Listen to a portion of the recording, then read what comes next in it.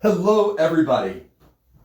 Thank you so much for joining me today. This is Ken Oliver. I'm here live from my studio for the Crafters Workshop for 21 Notions Commotion. I'm super excited about that. So give me a second here. I'm going to get my laptop kind of synced up with my phone so I can see comments and questions when they arise.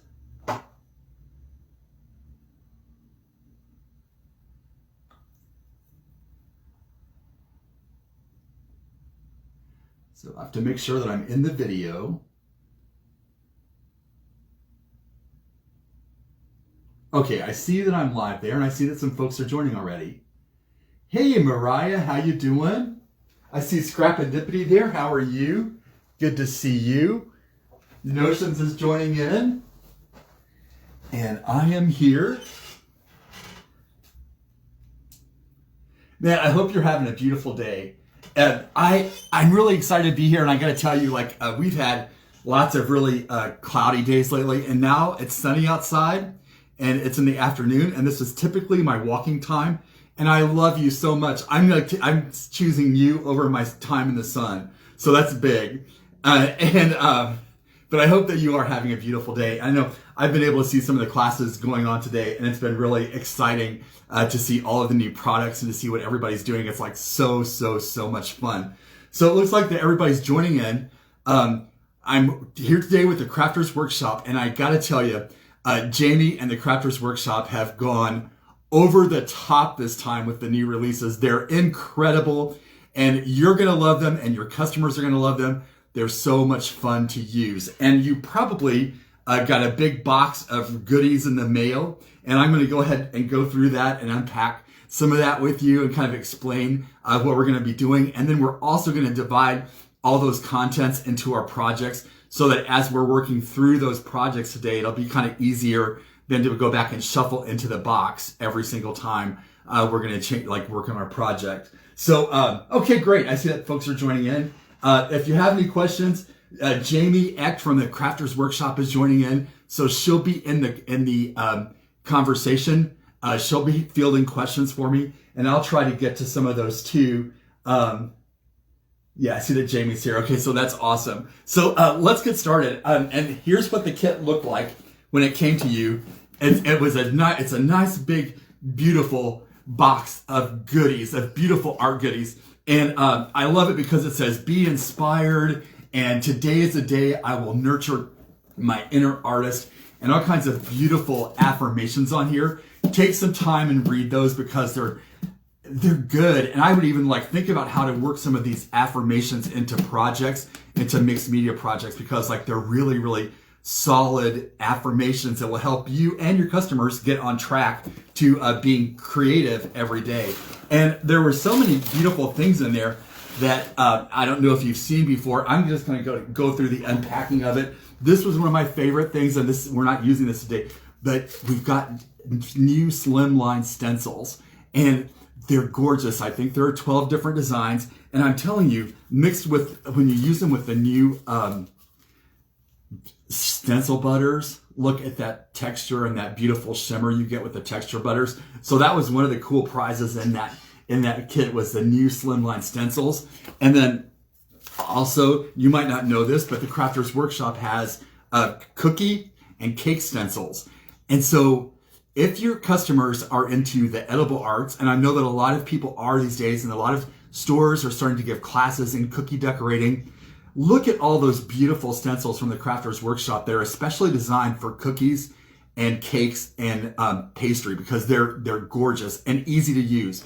Believe it or not, Jamie even got me hooked on icing my own cookies with royal icing and learning how to use some of these things. And it's a lot of fun to use. So make sure to look at those because they're beautiful. And there's a whole catalog of new products. Most importantly, those Stencil Butters are incredible. There are 10 gorgeous colors. The colors are, I've even got them all out here because I want you to see them. Look at that. Marigold and fuchsia. And yeah, that's right, Cheryl. I usually eat one and decorate two. She said she's going to eat them before she can decorate them. And look at that turquoise. The turquoise is just dreamy. And the thing that's so special about these Stencil Butters is they're shimmery. So it's not as thick as a modeling paste. It's more the consistency of butter, and it's shimmery. Can you see that? It is absolutely shimmery. So it applies really easily with a palette knife. You can even finger paint with it, and it is just gorgeous. Chartreuse, orchid. Oh, that orchid is gorgeous. Beautiful gamboge, a golden yellow color, crimson, and it's shimmery. So that's the thing that's so nice about it, is like it gives a little bit extra shimmer to your project. Beautiful terre verte and a gorgeous lime green. Now, when you're planning your orders, make sure that you get all 10 colors. Anecdotally, I'll kind of tell you that I think that people gravitate toward ocean blue and turquoise and fuchsia and orchid. Those are kind of what I see as like people gravitating toward, and because those are great colors. But also make sure that you include in your order something like shimmery goodness or white pearl modeling paste, because I've had a lot of people ask me this already, like what can you do for white, or if you want them to be pastel. You can mix this with other paste and get beautiful results with it. So like white pearl is great because it's shimmery too, and you can use that for highlighting, or you can mix it in, and it's just beautiful and pearly. It's just dreamy. But we're gonna get to use a lot of almost everything on the table today. So it's like I won't keep talking about it because it's just too much fun. And I'll move these away. I'm so glad that we're getting to do the Commotion this year, even though it is virtual. That is still very much fun, and a lot of everything this year has gone virtual, so it's like a lot different. But it's also good because it's giving us all a chance to grow and learn how to do things differently. But whenever we do get back in session and we can have classes in stores, it's going to be even the more sweeter, because we've had such an extended period of time where we haven't seen each other or been able to do stuff in large groups. So I'm going to get started with, let's get our products all separated out for each of the projects. So the first project is this, Sprinkle Kindness Like Confetti, with a brand new stamp from the Crafters Workshop, an acrylic clear stamp, plus stencils, plus modeling paste, plus color sparks. So we're going to split out the things for that. For that, you're going to need the 12 by 12 mixed media board. You're going to need the Felicia Daisy stencil, the Peruvian Lily stencil, and yours are unwrapped. I just have wrapped ones here so you can see what they look like. Then you'll need the 6 by 6 Felicia Daisy. You'll need color sparks, Sunsplash. You'll need to have the stamp, Sprinkle Kindness Like Confetti. You also want to have the palette knife that's included with the kit, and the paintbrush that came with it. And then there's the instruction sheet, and you have 3 sets or 3 bottle jars of the beautiful Stencil Butters. And I'll apologize now, I say beautiful all the time. I need to think of some more adjectives, some more descriptives other than beautiful, but I like the word beautiful. And then here's our project sheet for that. So that's the first one. Let's put all those things in a pile to the side. And I just want to get these organized so that when we start working, it'll be a lot smoother between projects. The second one we're going to do is this, and it is gorgeous. It's called a Peacock Mixed Media Board. Well, I am sorry to hear that you're missing a stencil. So here's the Peacock Mixed Media Board, and it's using the Stencil Butters with ocean blue. You should have that one, and turquoise and chartreuse. And that you'll have the mixed media board. You're going to have the Cactus Dahlia stencil. Here's what it looks like wrapped. And then there's a mixed media board in there that's already gessoed for you. We went ahead and gessoed the boards so we could save a little bit of time on that. So get all those things separated. And then there's the instruction sheet. And this instruction sheet will be great. Well, you know what? I might have made a mistake then in saying that the stencil, that Peruvian Lily was included. I'll show you how to use it. but it was probably my mistake in saying that that was used, because I see that some people say they only have one, so my bad there. But then the third project is a beautiful watercolor card. And I love this because this card is like the crossover between mixed media and card making.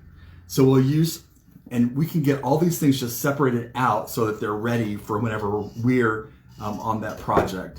We're going to be using Color Sparks, the Alpine set. We'll be using the stamp when it rains. Look for the rainbows. When it's dark, look for the stars. There's included watercolor paper, but it's already pre-cut to a 5.5 by 5.5 piece. And then the card and the mat and the envelope, and then the instruction sheet. So with that, we're also going to need the embossing powder and the embossing pad and a stamp block. But we'll get to all of those things in due time. But that'll be the card. And I like teaching this because this is a good cross between mixed media and card making. We have a lot of customers who are interested in mixed media, and but they're a little bit scared. So we need to just take their hand and like lead them into it. So I want to get started with the first project. So I'm going to clear my things away here, and then I'm also going to tilt my camera down so you can see exactly what's on my work table all the time. Just a second there.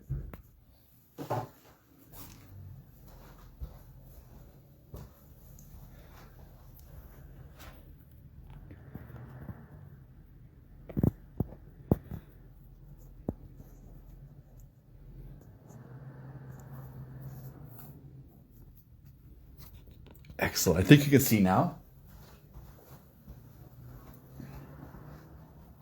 The other thing that's that I like to have on hand whenever I'm teaching and whenever I'm working is a stencil bath. And usually what I do is have some kind of pan or tray or something with water in it. Today I'm using a like a roasting pan underneath my table that's filled with water. And the thing that's great about doing that is that you can work, and then if you don't want to run to the sink all the time in between your projects, but what you're doing, you can put them in a stencil bath and let them like do their thing and just sit in the water, and that way your mediums won't dry on there.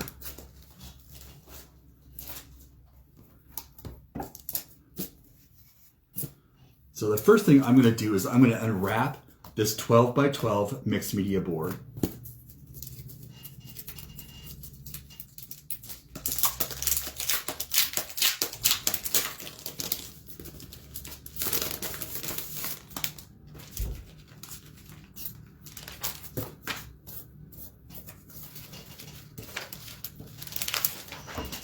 And these boards are great. I don't know if you've had them in your store before, but they're good if anybody wants to do a mixed media project that they might want to frame or display. The thing is, it's a high density matte board that is so dense that it doesn't warp whenever it gets wet. So it's great if you're doing watercolor, or if you're, oh, that's right. Someone says that Baxter might drink the stencil bath, and that's absolutely true. He has before taken a sip or two out of the stencil bath when it's underneath my table. He doesn't come to work with me all that often. He's more happy. He's more comfortable. We're both more comfortable for him to stay at home. And we have a little routine. When I go to work in the morning, I say, okay, Baxter, I'm going to work and you're going to stay home. And when I say that, he runs and goes and gets in his little crate and his little house, and he's so happy to stay at home. When he comes to work with me, there are too many people walking by outside, and he's distracted all day long. That's just my little story there. This board is great, and one thing about this is it is coated with watercolor paper on one side, so you've got a beautiful surface that's smooth with a nice tooth to it that will absorb. It will take your watercolor, it will take your inks, it will take lots of medias that you want to use. And so the first thing we're going to do is we're gonna lay down some colors using the color sparks. And I don't know if you've used them before, but they're wonderful. It's watercolor, but it's in a powder form. And the colors are super, super intense. They're just amazing. That's why they spark to life whenever you use them. So we'll go ahead and get these out. This is the Sunsplash set. There are 6 sets of these, 6 sets of 3. And each of the 3 colors in each of the sets are coordinated so that they always go together. And they're luscious together. And the other thing you're going to notice too whenever you get these, and this is so nice, is that there's marigold, and then there's marigold butter. There's gamboge color sparks, and there's gamboge butter. And then this is a scarlet. The crimson coordinates with that. So all of those colors kind of coordinate, so you can have a palette in your mixed media that is consistent across with what you're doing. So, and now, like, I really want to make sure that we're using the project sheet, because that's the easiest way to keep going with this, and I want this to be easy for you to teach your customers how to replicate this class, for you to replicate it in your store. So we'll just go through this just step by step. So the first thing we're going to do is we're going to create a beautiful watercolor background just by sprinkling some of this color sparks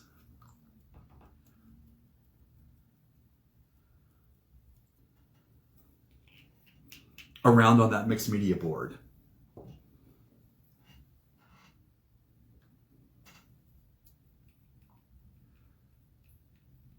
Yes, Linda, you can't. Oh, thank you, Linda. In fact, like, I do have I brought out some cardstock, some white cardstock. Linda is talking about using the butters on paper. I brought out some white cardstock to kind of show that technique too, and we will get there eventually. But you can use the stencil butters on cardstock or watercolor paper or mixed media boards or in your art journal. I haven't liked using it in my art journal. There's a lot of really groovy things you can do with it in art journals too. So I've sprinkled a bit of color sparks on my mixed media board, and then with the paintbrush, I'm going to dip into my water. I ask you to have a cup of water nearby, and with the paintbrush and clean water, I'm just going to start bringing some water over and creating a pretty background. And if you want to facilitate this, speed it up a little bit, and I'm going to do that because I like to. I'm just going to spritz a little bit of water on here just to give myself some to work with. I always keep a spritz bottle on my table whenever I'm working. And Jamie at the Crafters Workshop has these really nice brushes now, and so please make sure to add that to your order. Most of our customers, or a lot of our customers, are used to using a paintbrush that might come in a kit with black nylon bristles, and she's really not ever used a nice paintbrush. And so once she gets a nice paintbrush in her hand, it's like a whole new world for her. So make sure that you carry this nice paintbrush. I think it's a number 8 round. The other thing I've noticed in classes is that a lot of people are used to using paintbrushes that are like a number 1 or a number 2, and very, very tiny paintbrushes. So if they want to create a watercolor wash, it's almost impossible to do with a 1 or a 2. In fact, like I've got one here that I like to use. I've got a number 12, and you can see how big that is. And to me, that helps me cover a lot of ground in a short time, because your paintbrush holds a lot of water. This part of your paintbrush is like the barrel of a pen, and that's one of the reasons I love using a big paintbrush. It's like you can just hold a lot of water with it. So we're just creating that beautiful background now with that color sparks, and I should be using the brush that came with the kit. I'll get back to that. Sometimes I go off the script a little bit.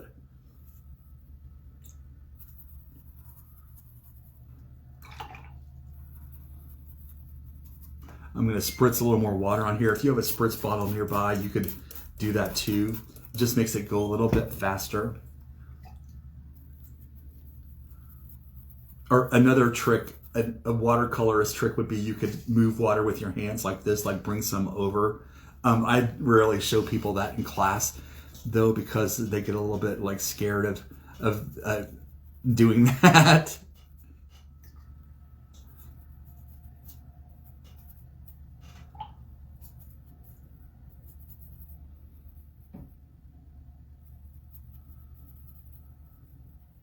So here's the other funny thing. We have this beautiful day today that's gorgeous and sunny, and it's probably like, I don't know, 45 or 50 outside.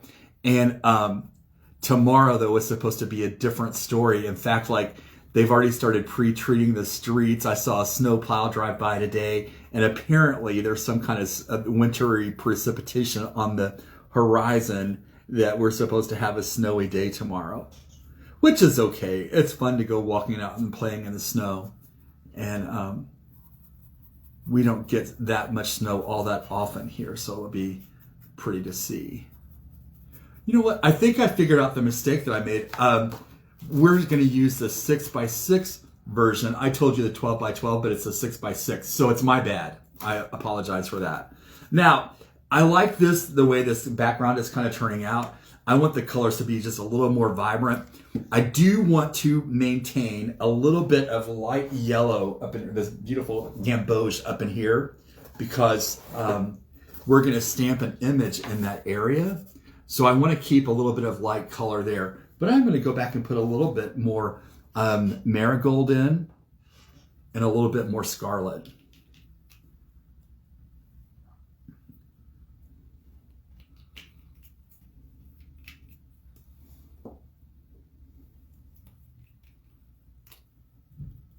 And this is a, purely personal thing. If you like it to be light, you could stop there. And one thing that I always like to emphasize in my classes is whenever I'm teaching and when we're working together, I'd rather inspire creativity and let people kind of add their own mark to it. You don't have to do it exactly the way I do it. So if you'd rather, do it a little bit differently, that's entirely fine.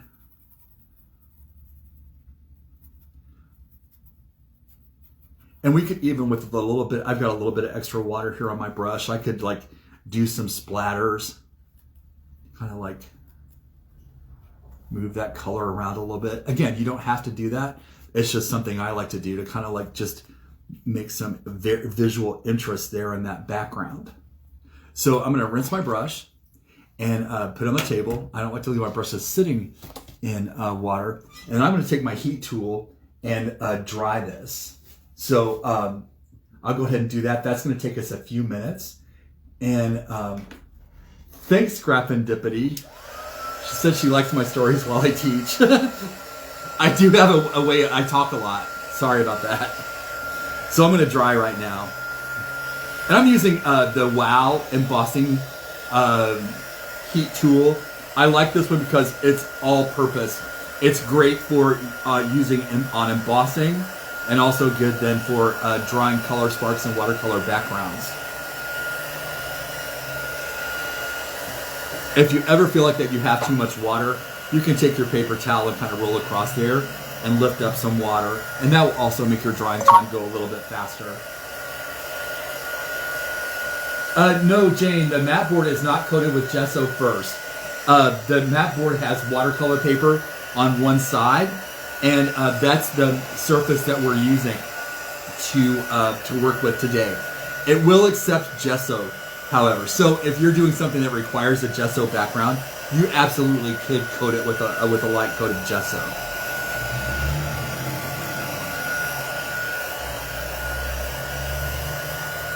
And I do want to get this nice and dry because we're going to come back in with some butters, and I want to make sure that it's dry so that my butter doesn't move around on the mixed media board.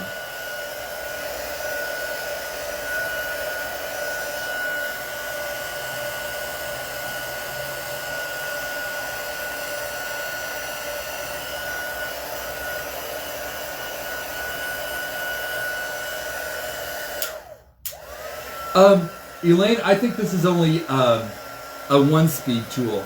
Well, unless you count office as speed, there's 1, 2, but I think it's only 1 speed.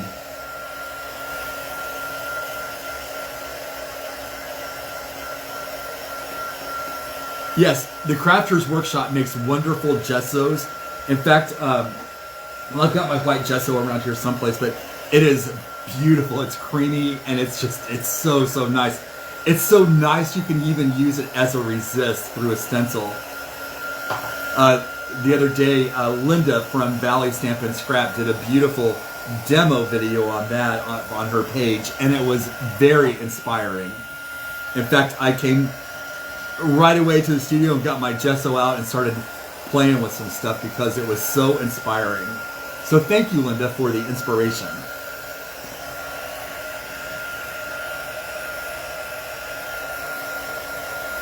The other gesso that they have a black gesso, and that's on one of the projects today.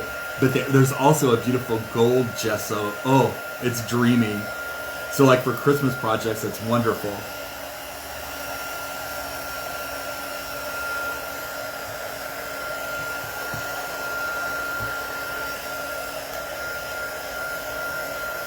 Hey Maxine, how are you?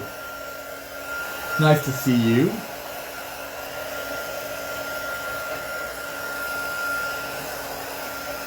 Maxine's store is in West Virginia, and it's wonderful, and she's just a wonderful retailer, and has had a successful business there for years. And if I recall, Maxine, tell me that if I'm right, there's a Joann's down the road about a mile, and there's a Michael's down the road about a mile, and the customers shop there first, then they go shop with her when they can't find what they need at either one of those places. So she's kind of got it set up really well. Now I've got that nice and dry. Look how pretty that is. Isn't it nice? Beautiful watercolor background. And so easy to do. Now we're going to start stenciling. So I'm going to use this 12 by 12. I'm upside down for you. I don't know if I can work this way, but I'm going to position it like this in the lower left-hand corner of my mixed media board. And I want to just, kind of like, just so that it gives a pleasing effect to the eye. And we're going to work with, that golden rectangle thing. I want to, it's that rhythm or that theory that, the composition should flow like the chamber nautilus around your composition. So I want my kind of eye to be led here, and then to lead the eye up and around this composition. So I'm going to put my biggest focal point kind of right here and let it lead your eye around. And I think that's called the golden rectangle. Somebody can correct me if I'm wrong, but I think that's the way, and it's based on like that chamber nautilus, where everything kind of like rotates around this in a spiral. And if you'd like to read more, please look at it because it's interesting. And it's a really great way to plan your compositions around that rectangle around the chambered nautilus. So I'm going to go ahead and get all three of the stencils out there we're going to be using. We're going to be using Gamboge here in the center of this Felicia Daisy. We'll be using some Marigold, and we'll be using the Scarlet. And I'm a sucker for this stencil. When I first saw it, I wanted to put on everything. Can you imagine how cute that would be, like on a tote? If you did it with fabric paints on a cotton tote, it would be fantastic. On a t-shirt, I can see that. I can see this on throw pillows. There's so many places I can see using this. It's actually one of my favorite stencils from the Crafter's Workshop, and out of this release. And it's so happy. It just looks really happy. It looks like sunshine. It looks like a beautiful Gerber daisy. So I'm going to use a little bit of tape to tape my stencil down. One trick here, though, and this is what I always find happens for me anyway, is that whenever I'm working with the stencil and stencil butter, once I put some butter down and kind of get a little bit of it's almost like a little anchor, that stencil kind of stays in place. Now, I will say this, that you want to work kind of fast because you don't want this to dry in place. But I'm going to get started now, and I'm going to use the the palette knife that came with the kit. Now, I'm going to just recommend something. Make sure that you carry these. I have seen so many people in stores saying, oh, just use an old credit card or a library card or something. No, no, no. People come to your store to spend money.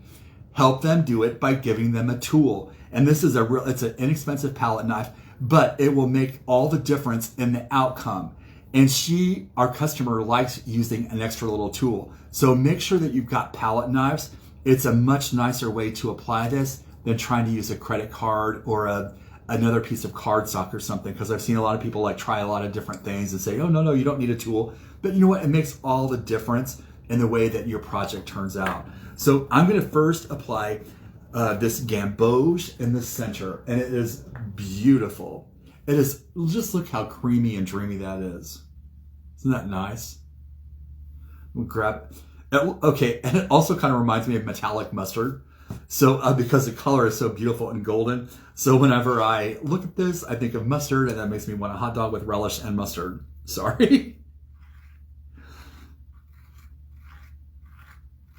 And I have another confession. Okay, 2020 was like a year for me to do a lot of crazy things that I never thought I could do. And one thing is I quit smoking. And that's a huge thing. And I haven't smoked for I don't know how long, for months and months and months, since March or something. And part of that was too then, like when I stopped that, like I didn't like coffee anymore. So I also quit drinking coffee. And if I've ever taught in your store before, because I teach all over the place, you'll know that like I will drink you out of coffee. Okay, I quit drinking coffee too, which I didn't even know how I did that. But just for today, I brewed myself a pot of Italian roast, and I started drinking it a few minutes ago. So I would be nice and peppy for today. And I will tell you, peppy I am. So now I've got the center, nice amount of that beautiful stencil butter. And the thing that I want to emphasize is using this knife isn't difficult. You don't have to mash this down in. You really just need to angle your knife at a 45-degree angle and just glide over. It's like putting the crumb coat on a cake. If you just want to like go over that like real easily and not, you don't have to press down. And in fact, to me, it's kind of therapeutic the way that this kind of just glides on. And if I think about icing a cake too much when I'm doing this, my mouth starts to water and I start thinking about buttercream icing. Now I'm going to use the marigold, and that's another just dreamy color. It's so shimmery. And what I'm going to do with the marigold is bring that around the center here and pull it out. I want to have like an effect here where we've got like lighter colors in the center and darker colors on the outside. So I'm going to grab some of that marigold. And I'm just going to fan that out from the center outwards.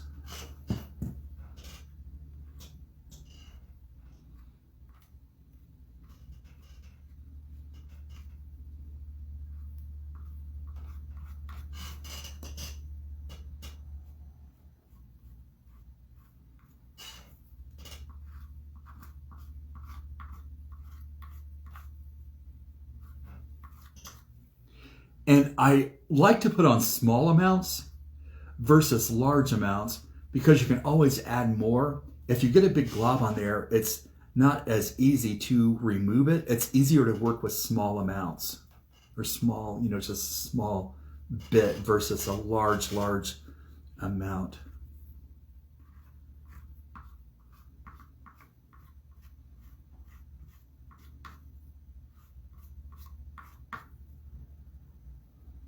I'm just going to work that out a little bit more.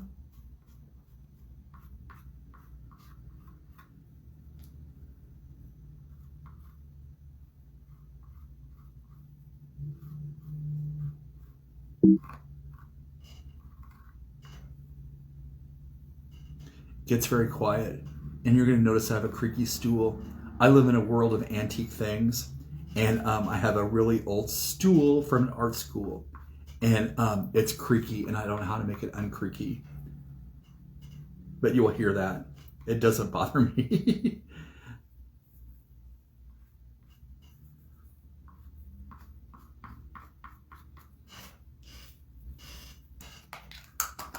I'm going to do a little bit of self-correction here. Yes to the cupcakes. Oh, those stencils on cupcakes are fantastic. You can even use those stencils and just sprinkle, what's that? Sugar, that glazing sugar. I think of what it's called, but it's like crystalline sugar. Oh, and it's so pretty. I do need to do a little bit of self-correcting here. Some of my little centers don't have paste in them, and I don't want to let that pass by. So I'm just going to put a little bit extra there. If you're working along, kudos to you. This is it's ambitious class time because we have 3 kind of heavy-duty mixed media projects. Now I'm going to use this gorgeous crimson stencil butter. And I'm just going to, like I said, I just want to blend this out so that we have from light to, well, not necessarily dark, but we want to have these lighter values in the center blending to the deeper ones on the outside of this flower.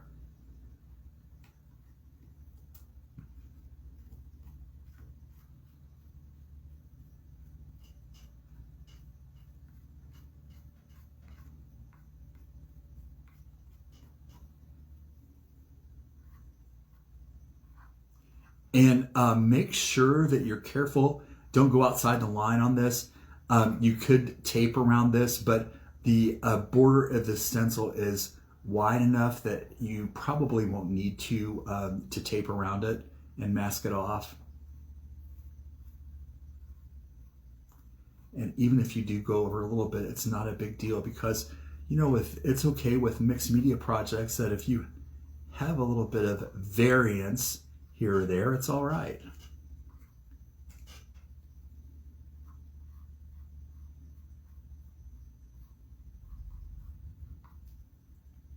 Man, I am having so much fun. I am super happy that you're here. I'm happy that I'm here getting to participate in the Commotion with you this year. If you need to turn your board a little bit, you can do that. Sometimes that makes things easy. A lot of times when I paint, I find myself tilting my painting around, working upside down with it sometimes.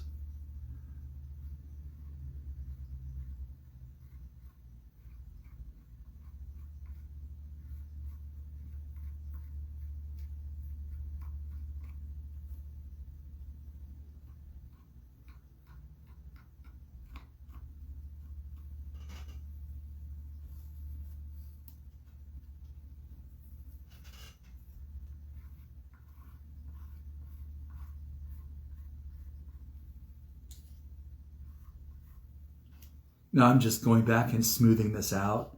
And I am going to smooth out and fan over, feather over, pull out some of that marigold into the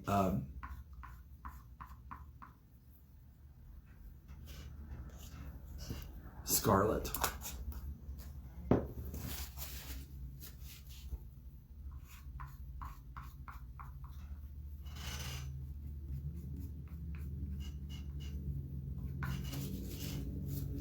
Now I'm going to lift my stencil and let's see how that looks.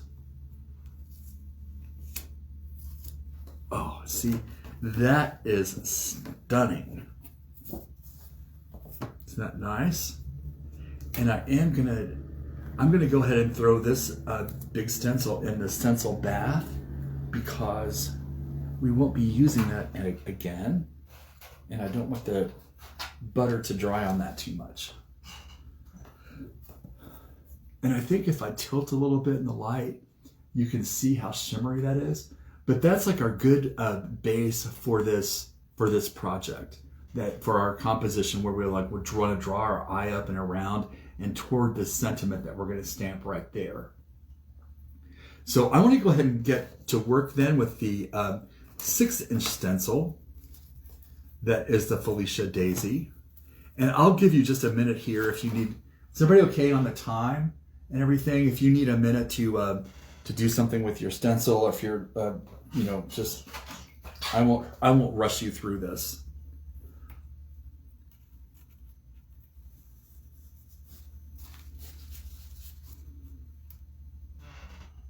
Yeah, isn't that beautiful? Thank you, Anne. I really hope you guys are having a good time today. I know that I'm kind of outside the box, like we're doing a lot of this with the Stencil Butters and everything, and it's so much fun. Your customers are going to eat this up whenever you turn them on to this. They're going to just really love it.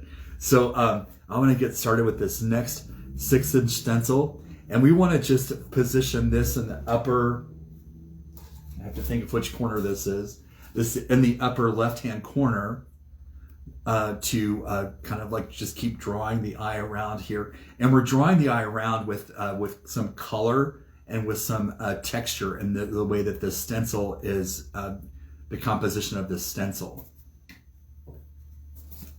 So we want to have something where we have like petals up here in the upper left-hand corner. So I am going to just use a little bit of tape to tape this down. And here's a thought too, like we should go ahead and do this. Let's take the heat tool and just lightly dry this this Felicia stencil image that we have, so that if we touch it, it's not going to smear.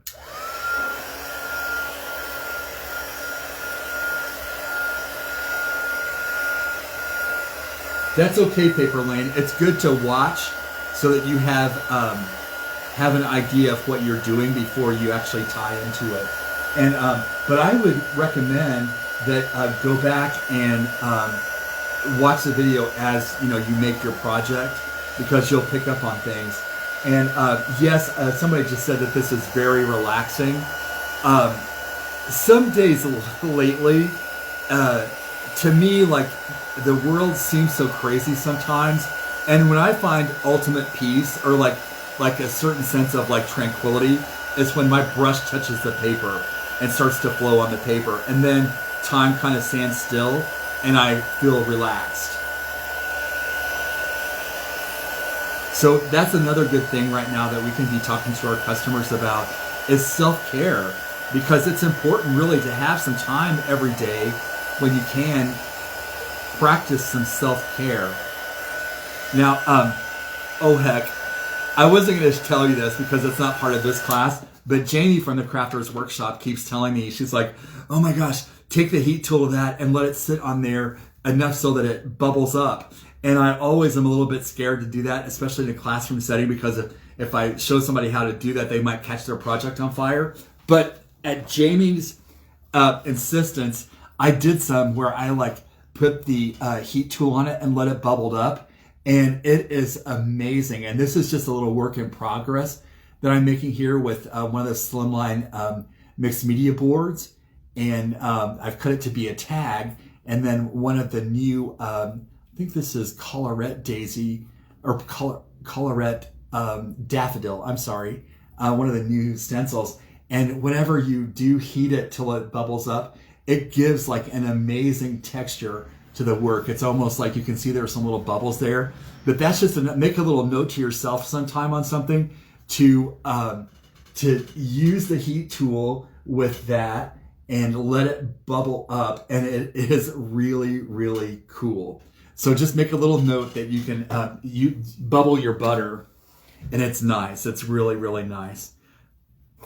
If you're teaching your students that, or your customers that in a class, make sure to like warn them that the paper, that this thing can't catch on fire. So keep your tool moving, but just apply the heat in a close range and keep your eye on it, like when you're embossing. And when it starts to bubble, move your tool away. So we're going to just repeat the same kind of thing that we did here, but up here with a small stencil: Gamboge, Marigold, and Scarlet.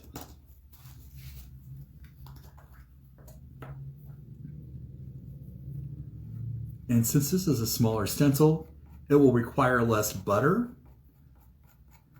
and we'll go a little faster.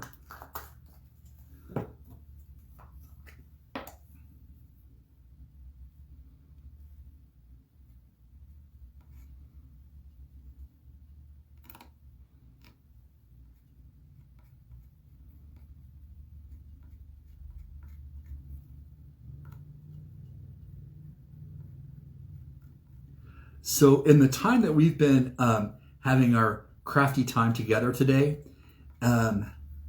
It has gone from here, it's gone to being perfectly sunny and beautiful outside to all of a sudden now it looks like a blue norther is going to blow in, like one of those big winter storms. It is dark outside and I can tell that it's getting cold.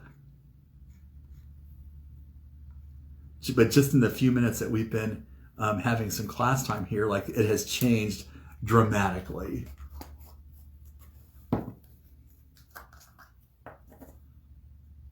So I'm going to grab some of that scarlet, bring that scarlet out. And I'm just going to feather that into the marigold so that we get kind of a nice blend there.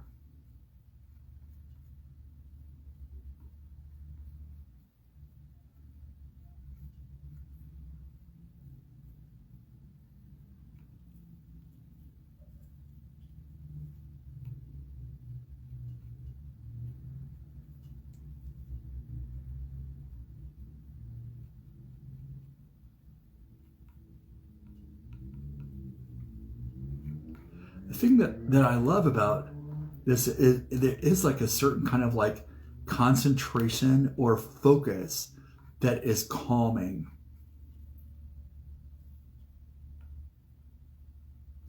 Because earlier in the day, like I've been really, really hyped up, and I don't want to use the word nervous, but nervous about today. And I was been so hyped up about it that I was just beside myself.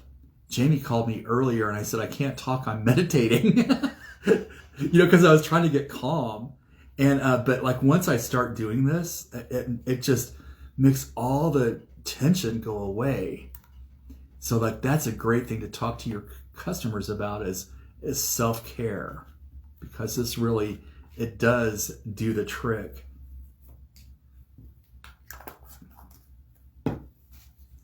I do a couple of things when I'm using Stencil Butters and any mediums like this in general. I always clean my tool after I'm done, and I put my lids back on. I'm just like it's like a thing that I've trained myself to do. I always put my lid back on.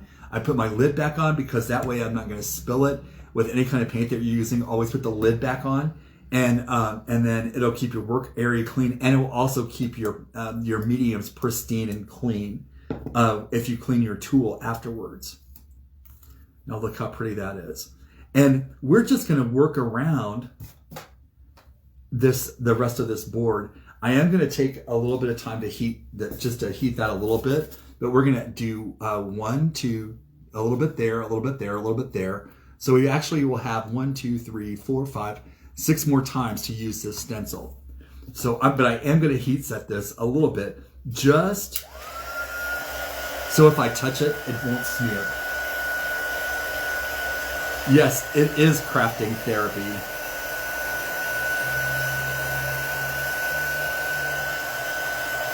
And I know some people get it like from knitting or crocheting or sewing.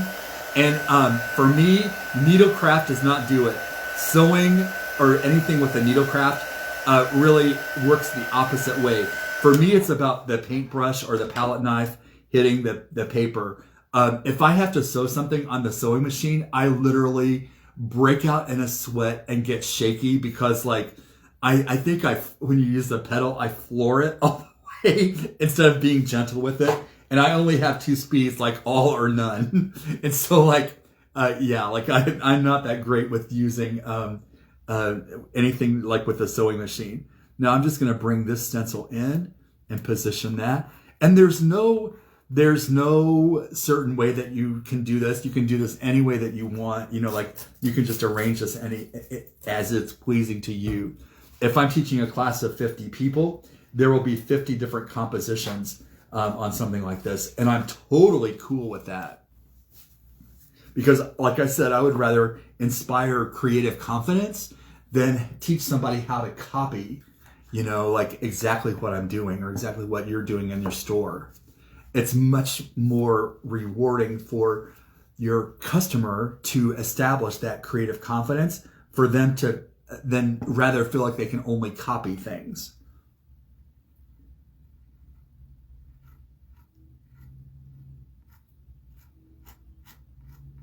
And these little side daisies will go pretty quickly because they're smaller. And I should clean my knife in between. Grab some of that marigold.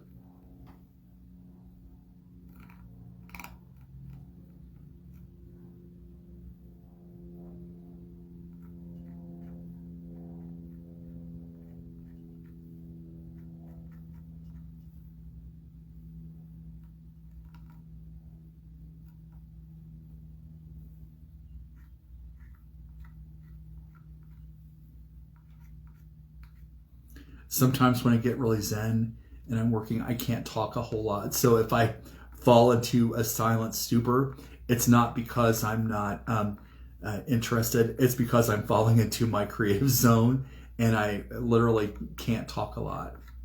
So look how pretty that is. Oh, I love it, love it, love it.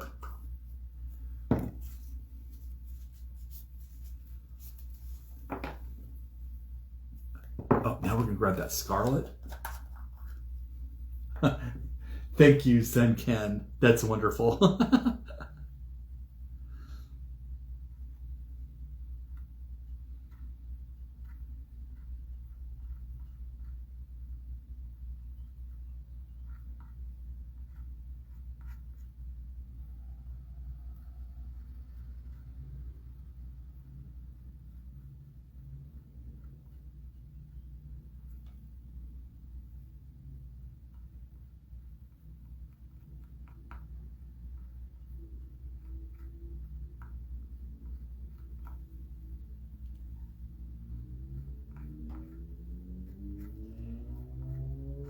And if you want to, if you're really, if you want to keep this really neat and pristine, you could tape around the edge to mask this off.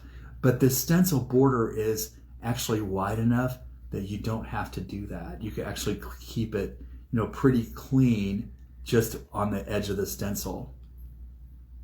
And you can see like that I'm not pressing down. I'm not like really, you don't have to like mash this through the stencil. You can just let it glide over your stencil and you'll be fine. You'll get a really crisp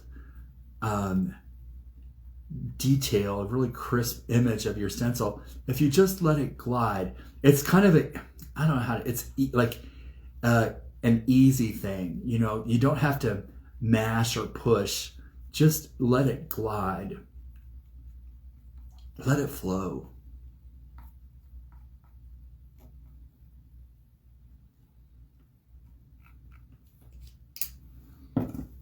Clean my palette knife, close my medium,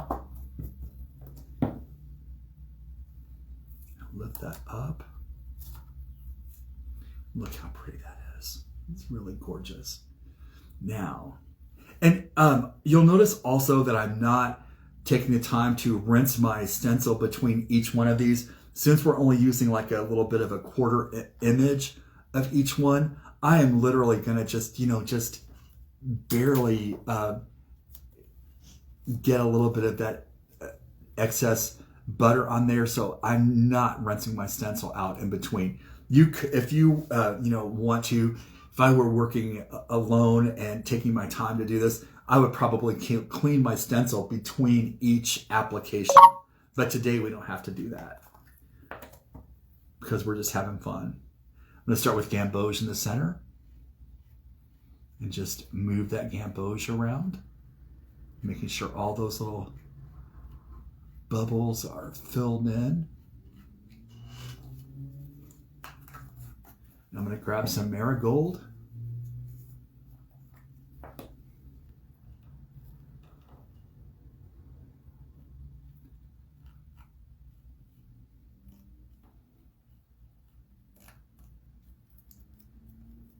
So I'm going to tell a funny story. I see that Selena from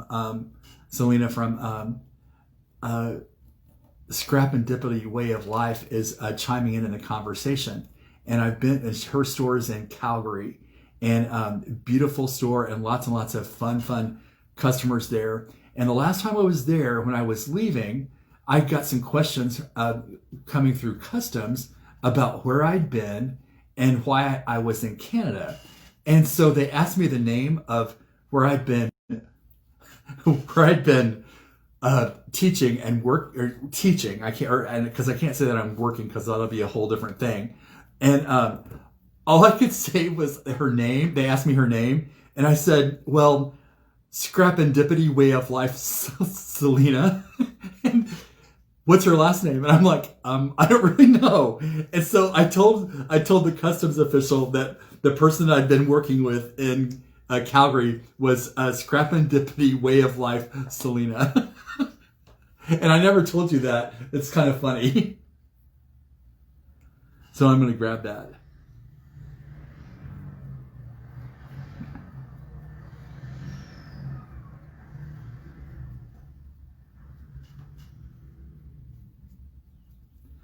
The scarlet.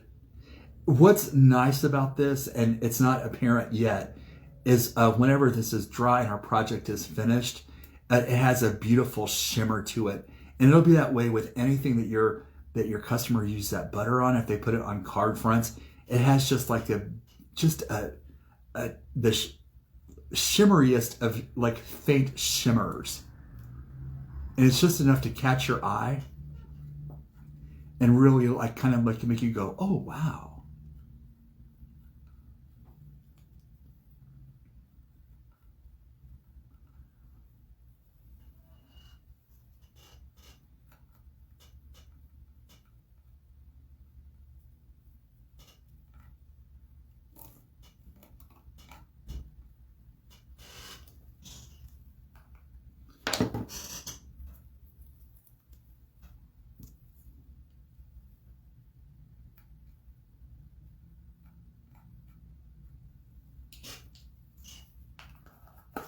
Now I'm going to lift that up.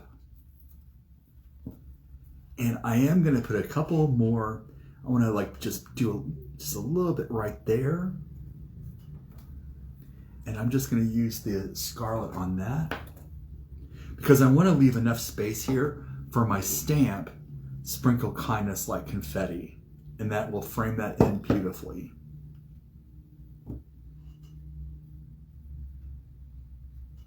And it is okay if you get a spot or two of this butter on the outside of this because it does say Sprinkle Kindness Like Confetti, and I've got some little confetti going on right here around my daisies, and I am okay with that.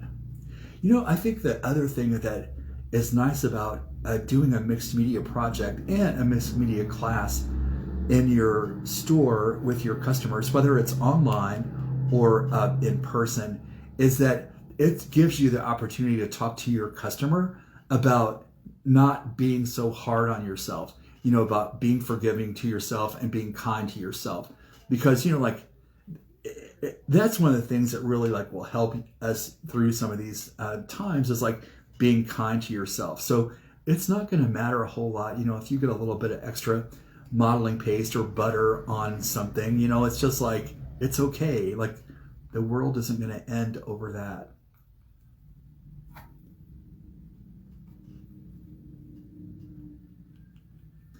So it's always good to remind our customers and our friends to be kind to themselves.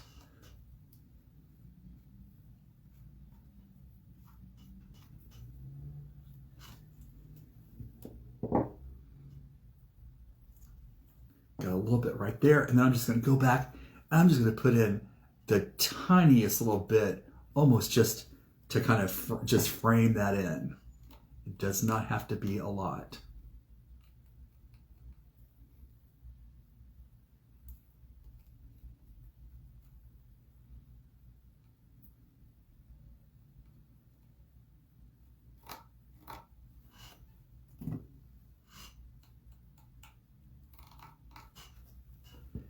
Lift that up, and we've got just a little bit there. I'm going to take my knife and clean a little bit of that excess butter off. Put on my lid, and then I'm going to put my stencil in the Stencil Bath.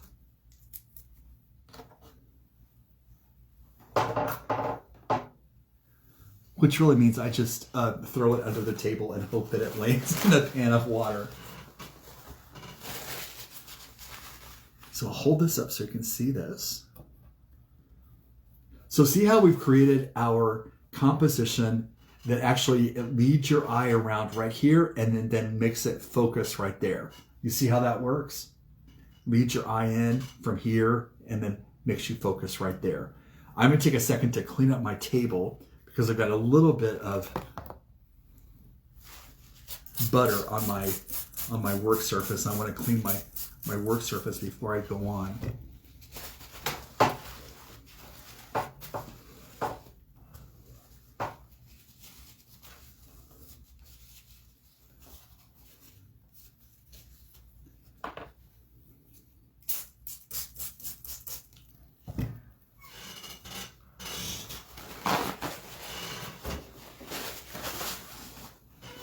Okay, so we are going to dry this because everything that we're going to do after this is going to require that this matte board, this mixed media board, be very, very dry. So I'm going to take my heat tool and I'm just going to start drying this.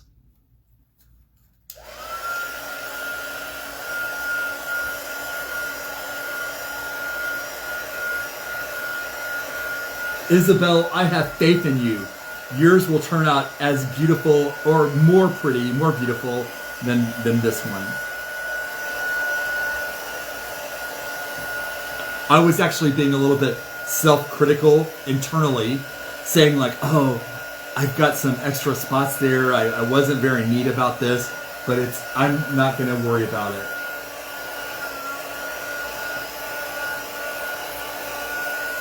I do want to get this nice and dry though, because some of the techniques we're going to do after this, we really want to make sure that we have a nice dry surface.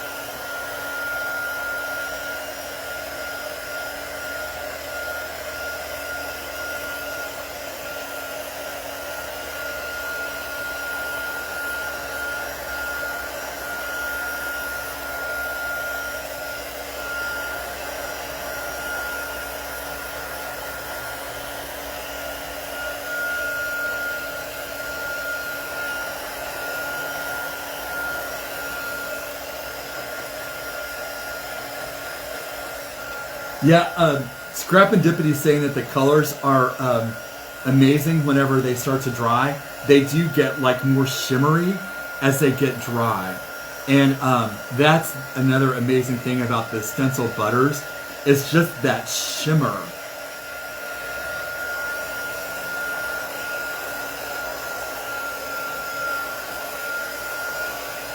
Now, another thing that you can do with the Stencil Butters, and I'm going to show this in a class coming up sometime soon. I'm not sure when or where that will be. But stencil your image like with your base coat, then base color, then let that dry. Then come back, lay your stencil on top of it. And with this white pearl, add white highlights. Oh, it's beautiful.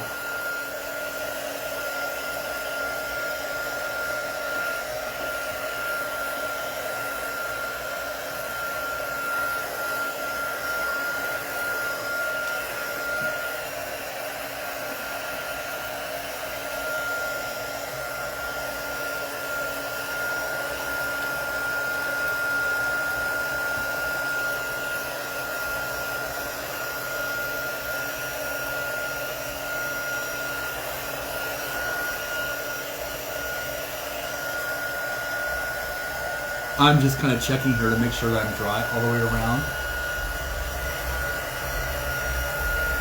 Yes, absolutely. Notions is asking if they could get a close-up whenever it's dry. And yes, I will hold it up close.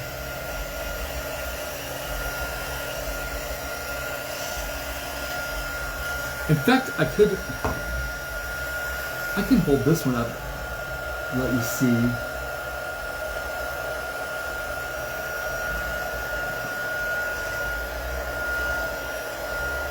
See how that's really shimmery? I think you can see there that if I tilt it back and forth a little bit in the light, that it just sparkles. It's almost like somebody just whispered glitter on it.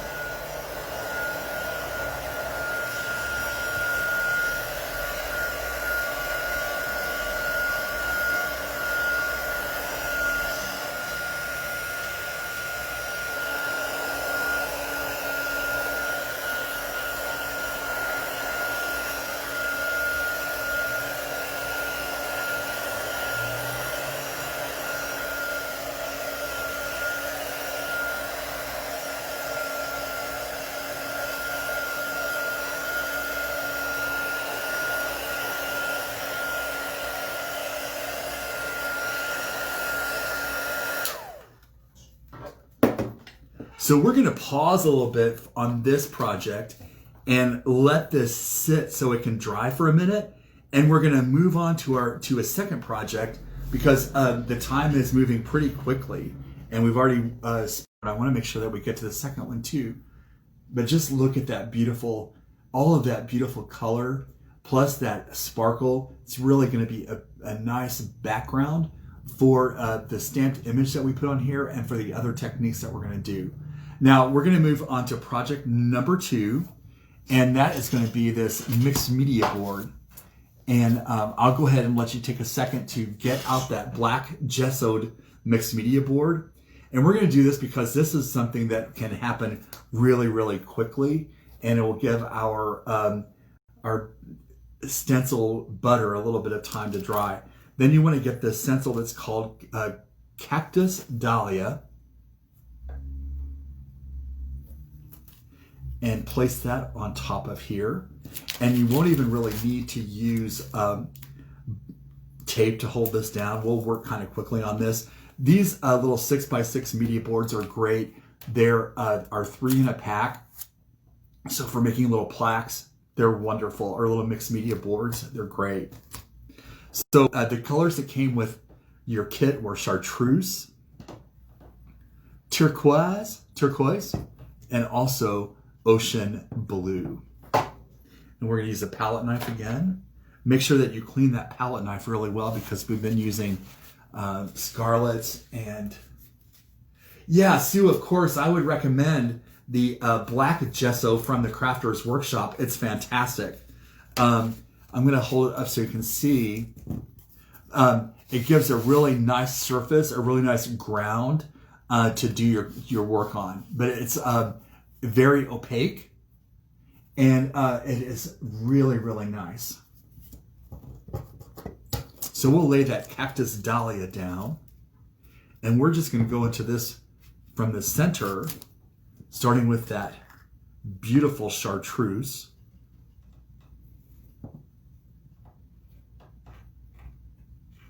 Now, I have always loved chartreuse. It is the color of leaves when they first unfurl in the spring. I absolutely love chartreuse. And I got a little bit of validation today. I saw a project from one of my favorite interior designers who I know, and he had used chartreuse on walls in somebody's home. And you would not even think about like doing that on your walls, but he had paired it then with beautiful jewel tones, much like we're doing here with that ocean blue and that turquoise. And his room that he had done was incredible. So I have always just loved chartreuse, and that felt like a little bit of validation today when I saw this chartreuse used in an interior. Next, we want to use some lime. Oh, what came next? I think it's turquoise. Sorry. And we're just gonna do the same like we did with the daisies. Is just kind of feather that out, feather that around. We want to have just a little bit of that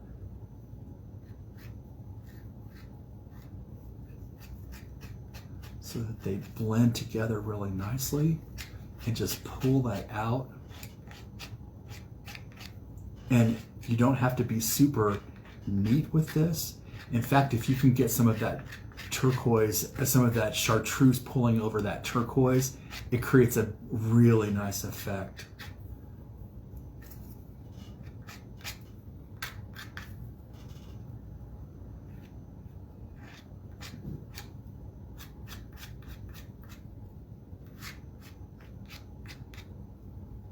Now I'm going to do something a little bit funny here. I'm going to go ahead and put some turquoise and some chartreuse on the outside of this, just to bring some of that color out. What I want to do on the outside of here is actually let some of that black show through, so you can see what it looks like through the stencil butter. So I'm not going to be like real careful about getting an even coat. In fact, I want it to be so that you can see through it, because this stencil butter applied on black, where you can see the black through it, is stunning.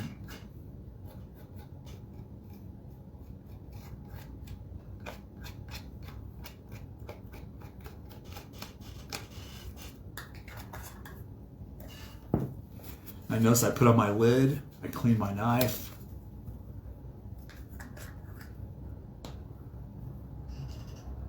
That's true. Jamie, the Crafters Workshop is saying that less is more, and that's very true. That it's easier to put additional coats on later, but it's good to start with a really thin coat and build on that. And that's just like any medium. If you're working with oil paints, if you're working with modeling paste, or any of the other mediums like super thick gel from the Crafters Workshop, it's best to put on a little bit first and then add to it. Less is definitely more.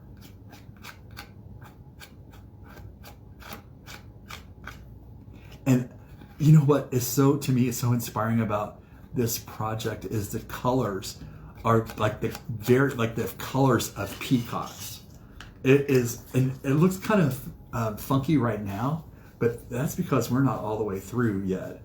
This is our in-between stage, and I'm going to come back with just a little bit of chartreuse and place some of that chartreuse out here in the outer background.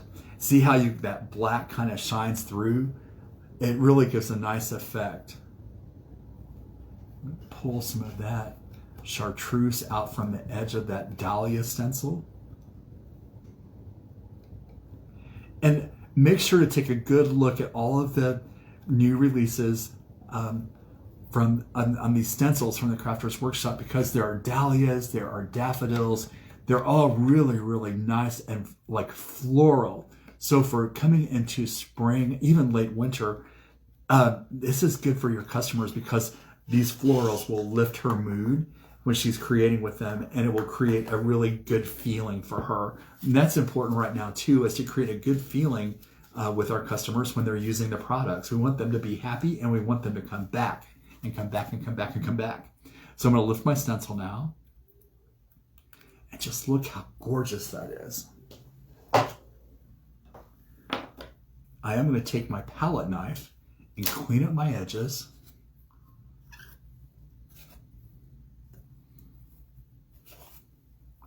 Just look at that. See how that shimmers? Now, you could take your heat tool and dry this with the heat tool, but since we're kind of working on a little bit of a time frame here, I've got about 45 minutes left and 2 projects to finish. I'm going to set that aside and let that dry naturally. But love this, and this is a great project to show your customers many ways to use stencil butter. Plus, you could put a sentiment on here, a stamped sentiment, and this could be a really nice plaque. Or you could, here's another idea with these mixed media boards. You can do 2 of these and then punch them and make them into book covers because they're nice thick matte board. So there are a lot of ways to use these mixed media boards and the stencils together. These would make really beautiful book covers.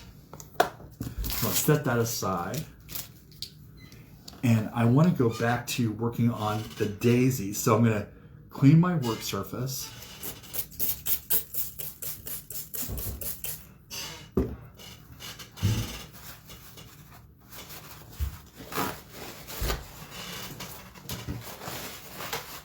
Yeah, in every ugly duckling there is a swan.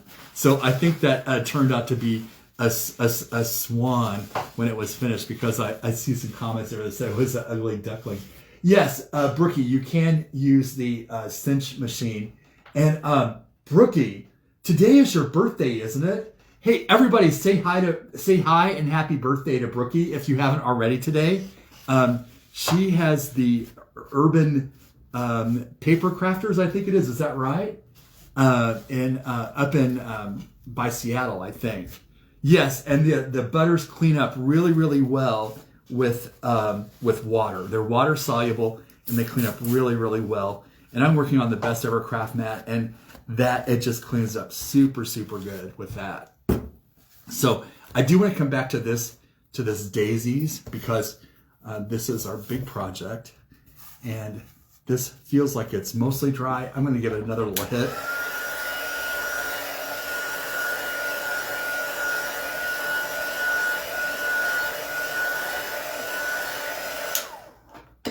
So the next thing we're going to do is we're going to stamp this image, sprinkle kindness like confetti, right here in this space that we've reserved for the stamp. And here's what the stamp looks like in the packaging. Crafters Workshop has just released quite a few. There might be 10 or 12 new acrylic clear stamps, and they're fantastic. We're using this one, Sprinkle Kindness Like Confetti, but in this stamp set, there's also a lot of beautiful affirmations that are especially important right now. You are a treasure. You are special to me. Be happy. Be kind to yourself. Sending a smile, and hello, sweet you. So you can combine these in lots of different ways, whether it's in a mixed media project or on a card or in a scrapbook layout. Beautiful. Yes, 11 new stamp sets. So I'm going to go ahead and stamp this Sprinkle Kindness right in here. And we're going to use some Stazon to do that, or you could use Memento. And I've already got my stamp placed on a 4x6 block. I'm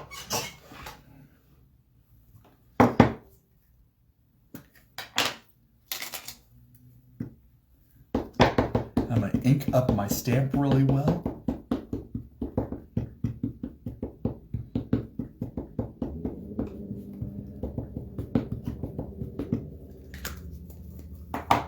I'm going to say a prayer that I get this right,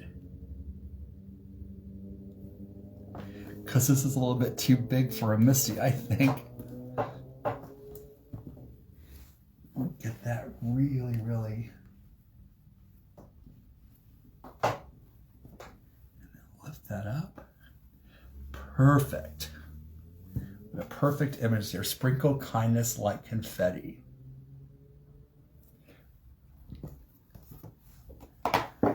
So the next thing we're going to do is take this Peruvian lily stencil, use a 6x6 stencil, and we're going to add some background texture around in this composition. And all that does is gives us some pattern in the background. So you want to use that 6x6 stencil. You also want to use some red ink. And use a stencil brush to do this. And I recommended that you can use Distress ink or Oxide, but any kind of Simon's inks that he was using yesterday would work for this. Any number of inks would work. And all we're going to do is apply a little bit of ink through that stencil to give us some texture on top of that background, that watercolor background.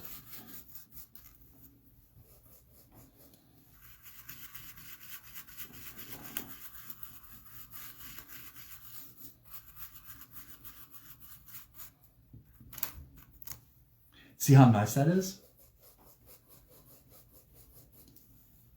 And that's also going to help us frame in that sentiment, because we're going to add this texture all around this sentiment and leave that sentiment kind of where it's it stands out without any texture behind it.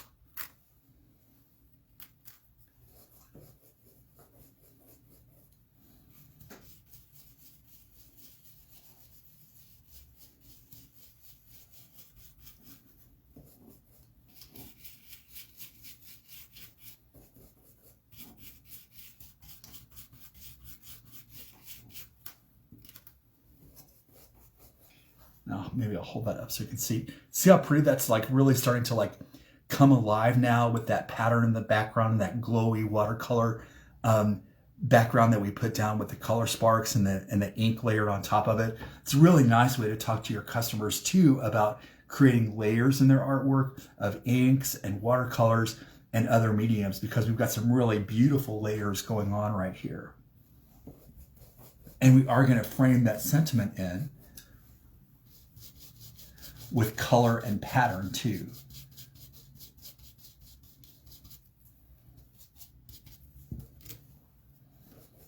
Oh, I love the way I love it when I start to see things kind of come together like this, because I got that little feel ooh, this is pretty.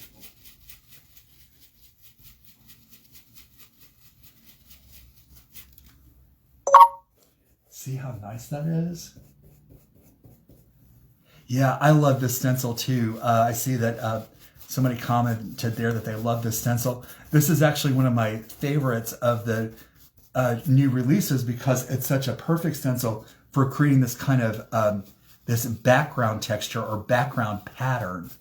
And that creates repetition or rhythm in your artwork.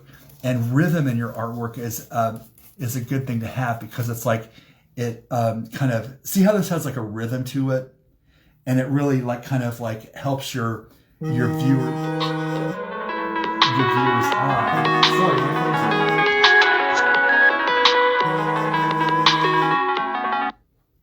sorry about that. I thought I had it on mute. But that rhythm really helps your viewer to like make sense of what's going on in your composition. See how nice that is? And I could probably I'm going to take my stencil brush and I'm going to just add a little bit more. I'm not even going to like use a stencil. Basically what I'm doing here is just adding a little bit more crimson around the outside to just to kind of frame that in.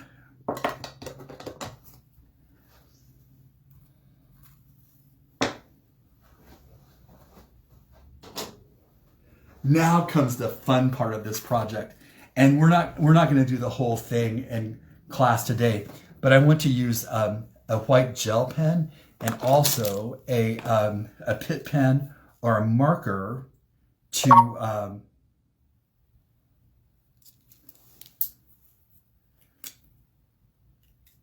add some lines in this and some linear detail. And I've got all the Pitt pens laying out here, and I never can figure out which one is the big one.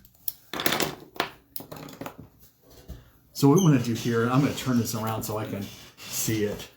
But we won't do all of these because it will take quite a bit of time to outline all of these. But we're just going to take that white gel pen and just go around each one of the shapes.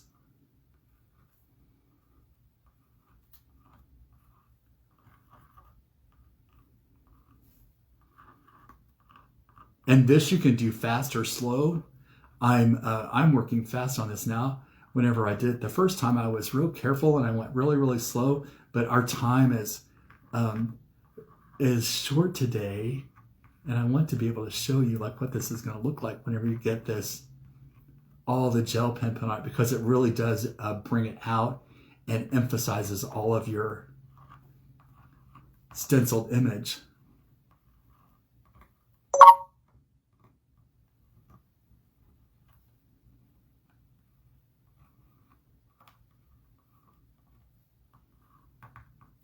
Now I'm going to do all the petals here. And again, I'm going to work really fast. You could take your time and do this very neatly, but you don't really have to. You know, you can do this quickly and it'll be beautiful.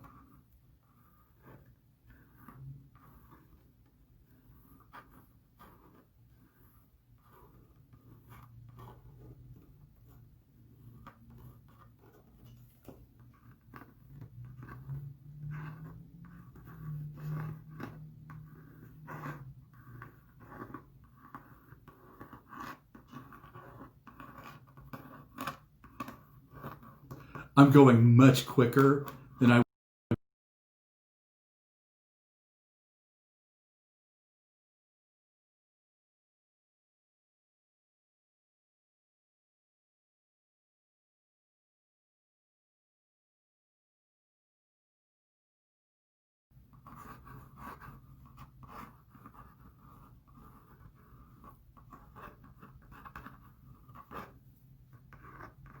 And I wanted to mention this too, like if you're having fun today and you're doing virtual classes at your store, give me a shout out.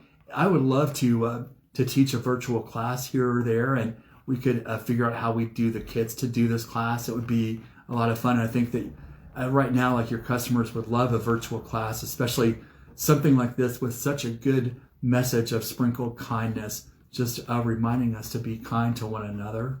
But I would love to be able to teach a virtual class on your store page. If that sounds like something you think would be fun, shoot me an email at ken@kenolivercrafts.com. That's ken@kenolivercrafts.com.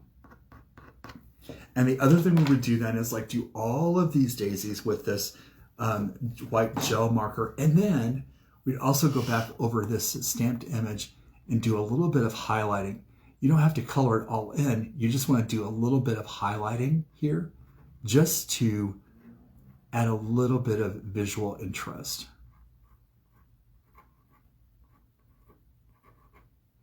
Sprinkle kindness like confetti.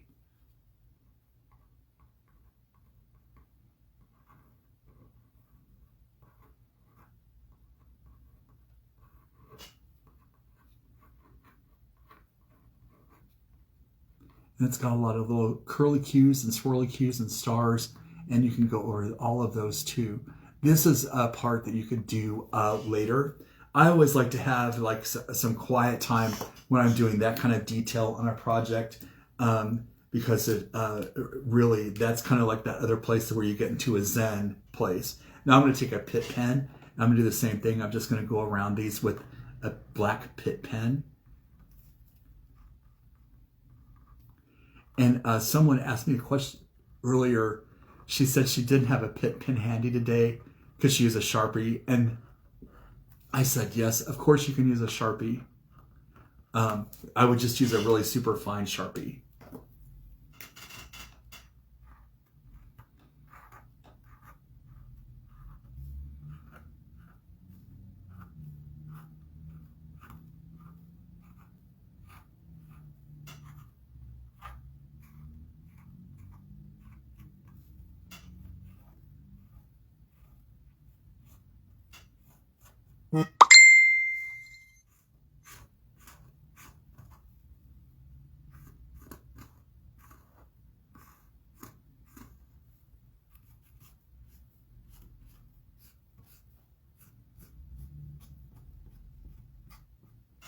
And then we would just keep going around and doing that until all of the, until you've outlined all of your images, and go back to and then do the sentiment just to give that a little bit of interest. And you can see like how nicely that's turning out. And when you get all of those done, you get that beautiful image. But I love the way that this composition works.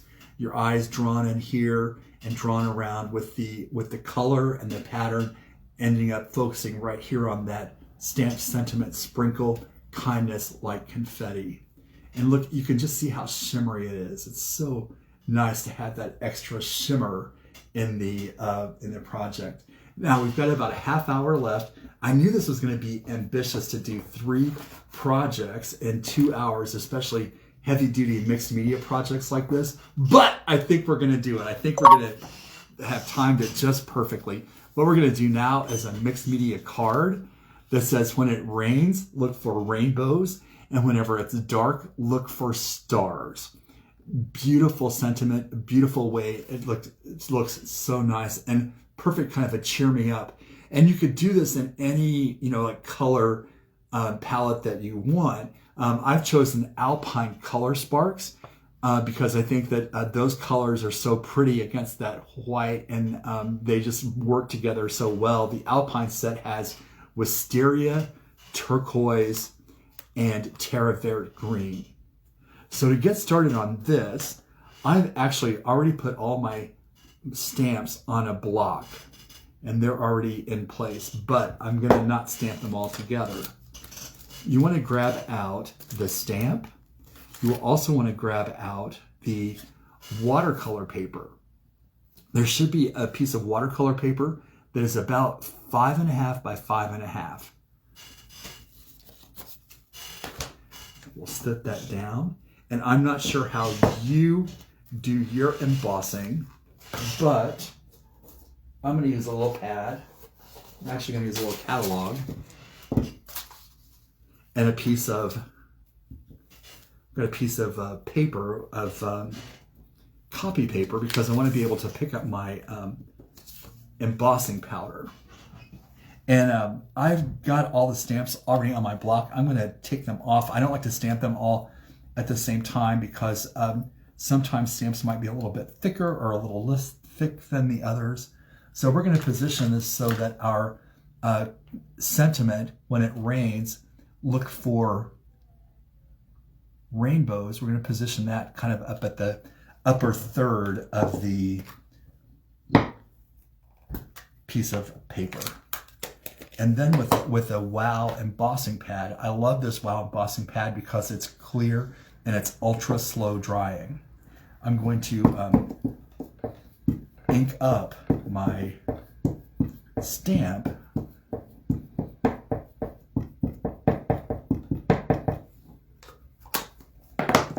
and then stamp that.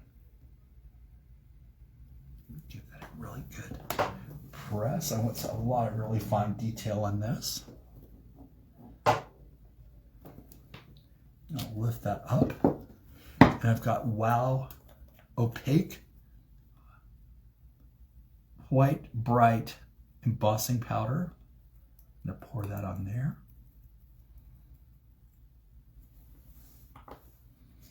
And I didn't use the anti-static thing. I usually don't. I kind of just like to go with it.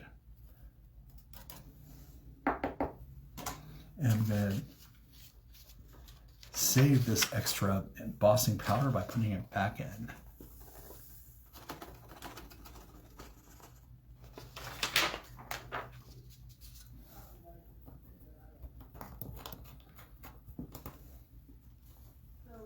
I'm going to heat this so that it embosses. I love, love, love using embossing powder because it's so fun the way that it, when you see it start to happen, it's like magic. And when you turn your customers onto using embossing powder, you can get her hooked on this because it goes from looking like powder to looking like shiny, and it's so nice.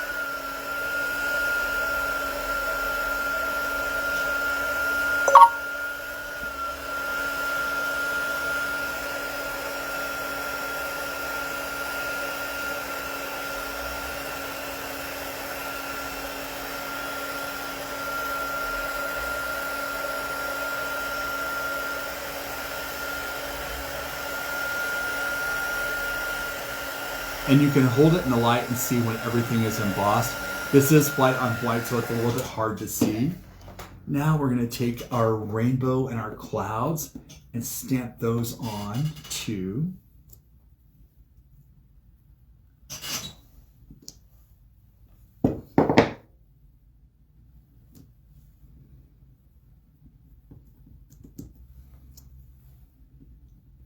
I'm going to break my own rule here. I said I don't like to do multiple stamps on a block at a time, but I'm going to do it because I really want to be able to get to the watercolor portion of this, and I don't want to miss doing that because that's part of the fun of this, is this color spark background that we're going to put on here.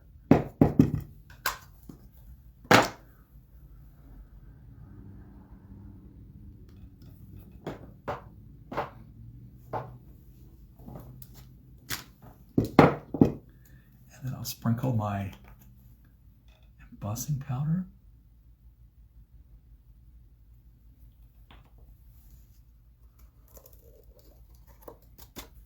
Got a really nice crisp image there. And this stamp set has quite a few sentiments in it. It has 2 groups of stars, a row of stars, plus a rainbow and 2 clouds. So you can add those and move those around any way that you want. I've used, in this one, 2 clouds, the rainbow, the sentiment, and then the row of stars up here. I'm going to heat this to emboss that powder.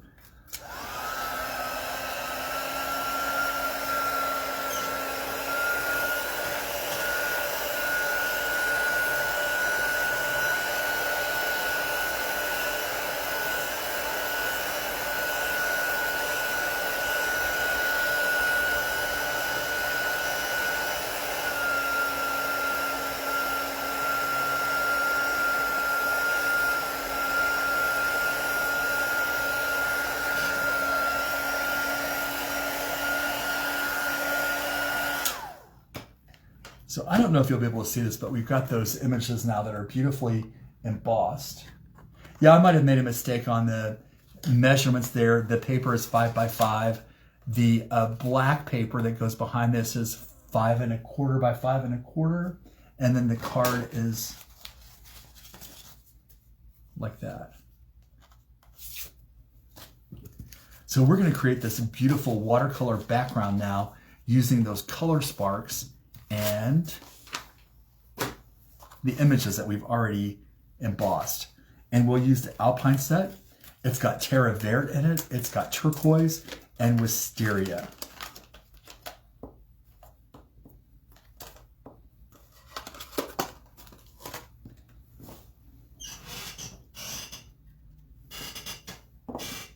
And I'm just going to sprinkle these on in a pattern here. I'm going to use some of the green at the top, turquoise, and then a row of wisteria at the bottom. With that beautiful Terra Verde green.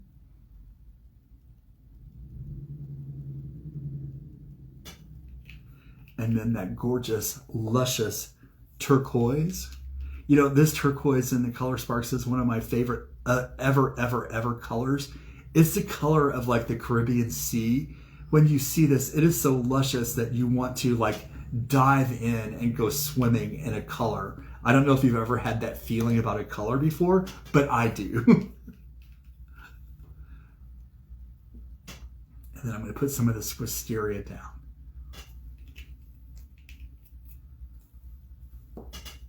And I'm going to get my water and my paintbrush. Give my paintbrush a good swish to make sure that it's nice and clean. And then I'm just going to start adding water. And look how your embossing powder acts as a resist. That's another really cool technique that your customers will love learning and love using, because it is so much fun to see that image that you've stamped and embossed. It's really fun to see that come to life. Now, I'm using a paintbrush, and you'll notice that I am not going to paint all the way to the edge. In fact, I'm going to paint up to about a 1/4 inch away from the edge, and I'm going to leave a brushy edge on this so that it definitely looks like it's watercolored. You know, you can see the hand of the artist in this piece, because it's going to look like it's hand watercolored. So we're going to leave a little bit of a border around that edge.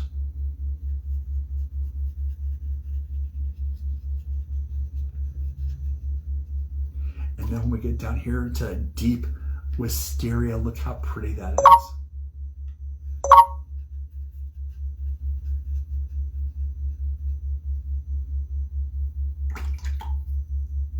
And you'll notice that I am rinsing out my brush as I transition between colors, because I really want to keep those, I want to blend those colors, but I also don't want to mix them together so that you lose them. So I keep rinsing my brush in between, like when I move in between the colors. So I'm going to dry this real quick. Here's another tip. When you're using color sparks, even when you're using a watercolor or ink to watercolor with, if you ever feel like you've gotten a little bit too much color, and this is a little bit intense, I can lay that paper towel on there and like lift up some of that color and really see how that like lightened it up a bit. I'm going to dry it real quick.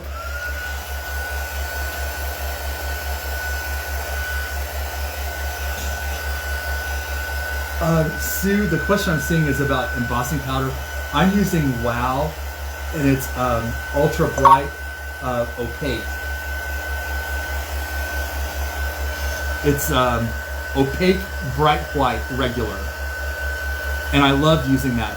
It's really, really opaque.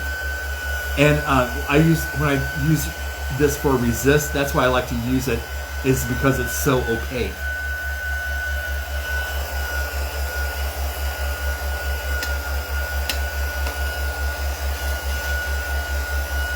Now you'll see that my watercolors paper is curling just a little bit. That's completely normal, completely normal. This watercolor paper is from the Crafter's Workshop. It is 8.5 by 11. You can cut it to any size that you want to use. The thing that I love about this watercolor paper is one side is Textured, so if you want to do a paperly kind of background, you've got that. The other side is smooth, so if you want to do stamped image, you can do that too. Now, do you see how like this is dried now and our paper is curled a little bit, but that will resolve itself when this paper dries. Now, watch this. We're gonna add some raindrops to this because the sentiment says when it rains, look for rainbows. We're gonna add some raindrops. And I'm gonna take just a spritz bottle and I'm gonna spritz a few drops of water on here. Just a few drops. And we'll let that sit for about a minute. And what's gonna happen then is this water is gonna lift up the watercolor that we've just painted. It's gonna lift up and make some like little circles of white. So we're gonna let that sit for just a minute and I'll sing a song for you or I'll provide a little bit of entertainment of some kind. But it just takes just a little bit. You can kind of see that that's lifting up already. I'm gonna go ahead and just take my paper towel and roll over that and look how those raindrops appear. Isn't that nice? But that's a great little trick too. And you do that with your Distress and your Oxide inks. You can do it with Color Sparks and with watercolor as well. So I'm gonna dry that real quick.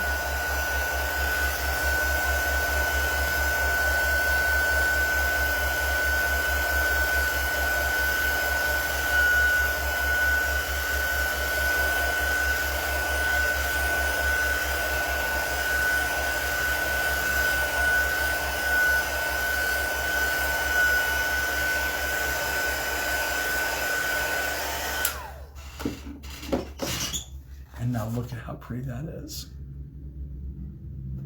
Now we're going to assemble our card. So we'll get out that black stock. Sorry, that was my phone. That was probably the winter storm warning that's going to be into effect tonight. And I know that I've got some adhesive here. Somewhere I have some tape runner adhesive. And you can use whatever kind is handy for you. This happens to be a Tombow. And I'm just going to put a little bit of adhesive. You could use liquid adhesive for this too. I like using foam squares as well.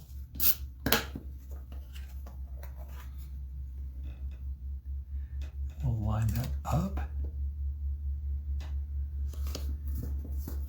And I'm going to turn this over and brayer this really well with my hand.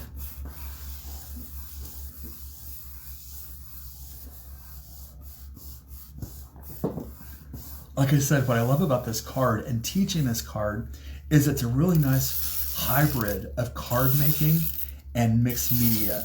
So if you have customers who are wanting to dip their toe in the mixed media pool and they've been a little bit apprehensive about that, this is a good way to get them accustomed to using mixed media techniques in their card making. I'm going to take that and brayer that really well because I want that to stick.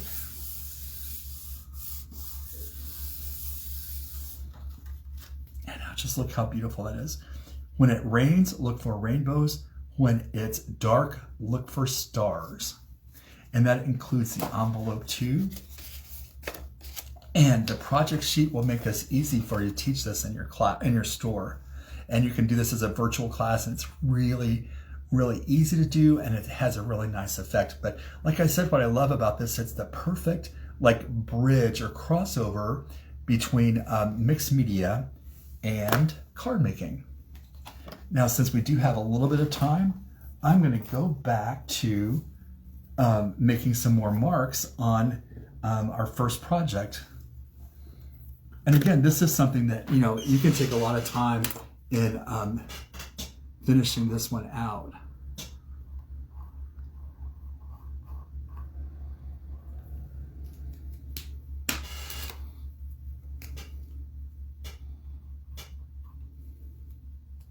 And of course, I have all of the Pitt pens laying out. It takes me a while to figure out which one I want to use. And you could use a finer one. I feel that if I use a thicker one, it goes faster.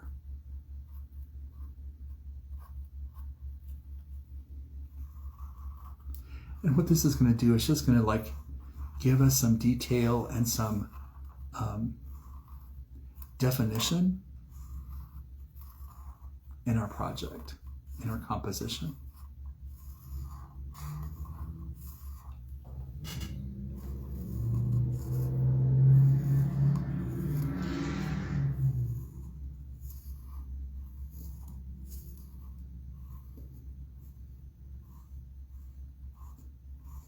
Man, I'm pretty excited because like in today's class, we actually did 3 really advanced mixed media projects, and all within 2 hours.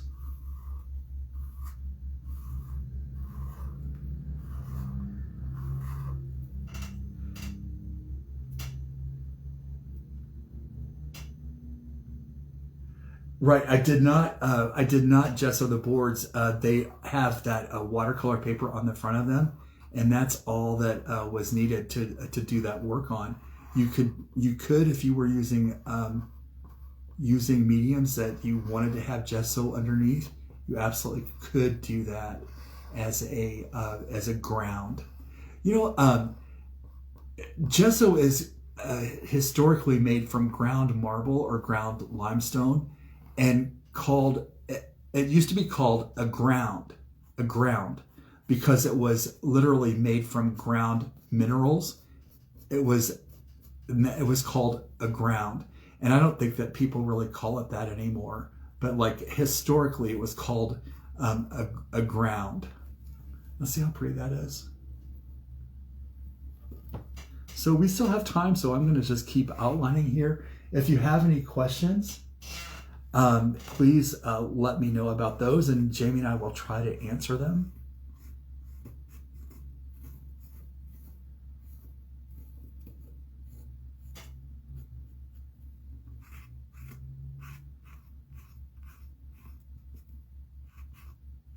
And please, if you would like to have me teach a virtual class for your store, I would love to teach a virtual class on your Facebook page. We could do it in a private group, and we could do any of these projects, or we could do all 3.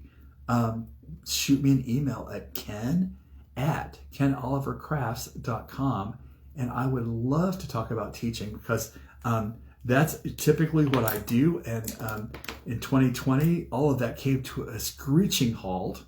And you know, by this time of the year, usually I've already been to Phoenix and maybe California, and I'm on my way to Germany coming up soon, and none of that is happening this year. So it's going to be a really different kind of year for all of us.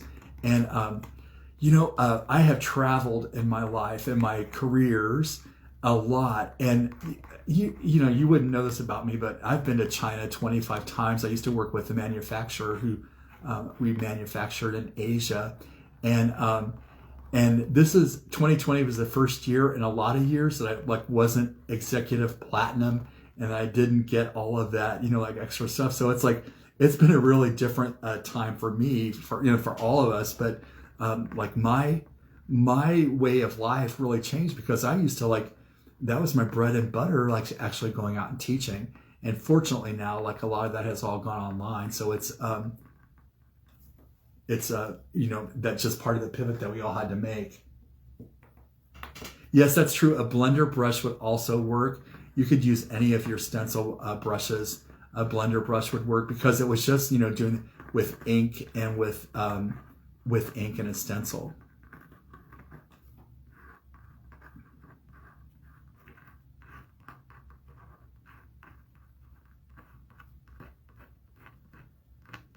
And again, this is something, this last little outlining part is something that you could take your time to do.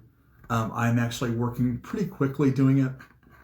It's a little more quickly than I normally would work, but I do want to like try to get as much completed as possible. And it is very Zen-like whenever you're working with this, even doing it fast, but it's especially when you're working slowly through it, it's very, very Zen-like. Man, thank you guys so much for letting me join in today for the 2021 Notions Commotion. It's been such a pleasure and a thrill to be able to connect with everybody. And I've seen a lot of folks in the comments who I haven't seen in a long time. So it's like good to see you and have a class together. It's been way too long. And I hope that we'll be able to get together and have some class time in the future.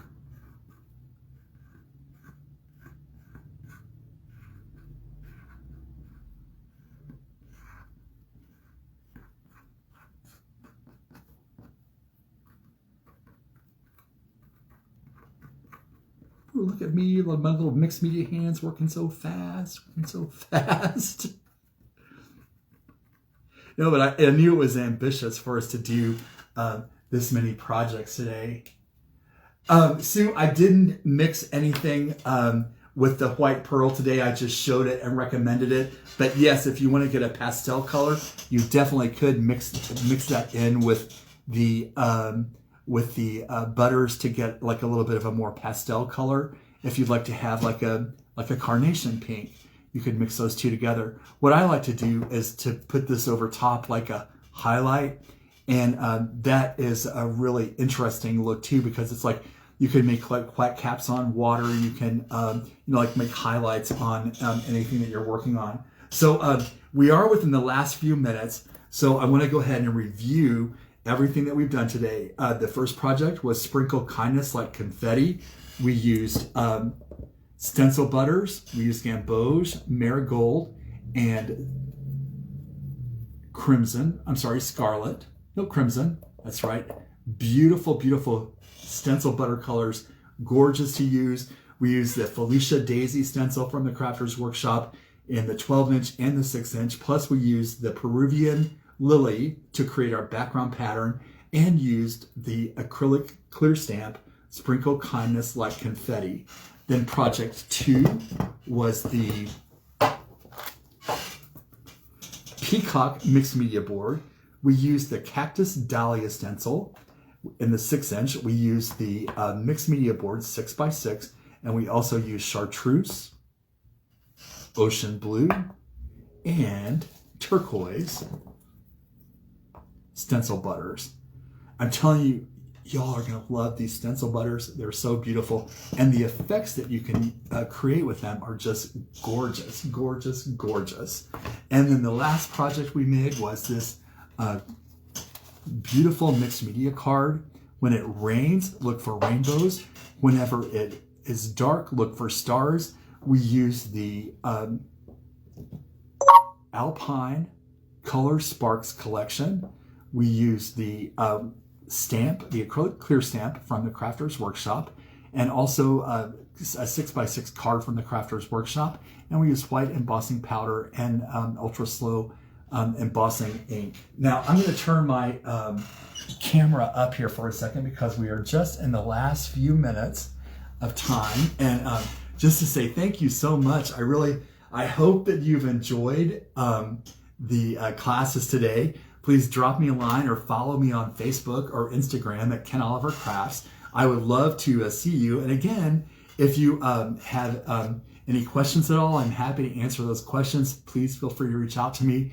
And if you are interested in some virtual classes, hit me up at ken@kenolivercrafts.com, because I would love to teach in your store, even if it is in that virtual environment.